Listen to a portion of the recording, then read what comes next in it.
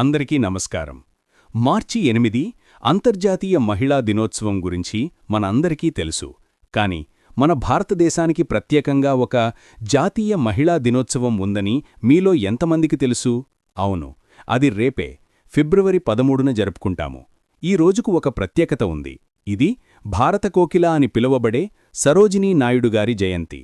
ఆమె కేవలం ఒక కవయిత్రి మాత్రమే కాదు, స్వాతంత్ర్య సమరయోధురాలు, గొప్ప వక్త, ఇంకా స్వతంత్ర భారతదేశంలో ఒక రాష్ట్రానికి మొదటి మహిళా గవర్నర్గా పనిచేసిన ధీరవనిత.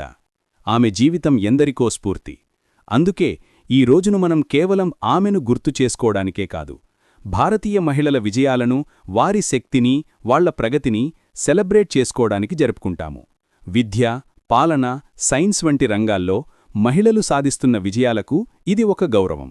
2026 సంవత్సరంలో ఈ దినోత్సవం యొక్క ముఖ్య ఉద్దేశ్యం ఆధునిక భారతదేశంలో మహిళల నాయకత్వాన్ని, సాధికారతను గుర్తించడం. విద్య, పాలన, సైన్స్ వంటి రంగాలలో వారి పాత్రను ప్రోత్సహిస్తూ లింగ సమానత్వం, ఇంకా గౌరవం యొక్క ప్రాముఖ్యతను నొక్కి చెప్పడం. కాబట్టి ఈ జాతీయ మహిళా దినోత్సవాన మన జీవితాల్లోని మహిళలను గౌరవిద్దాం. వారి కలలకు, ఆశయాలకు మద్దతుగా నిలుద్దాం.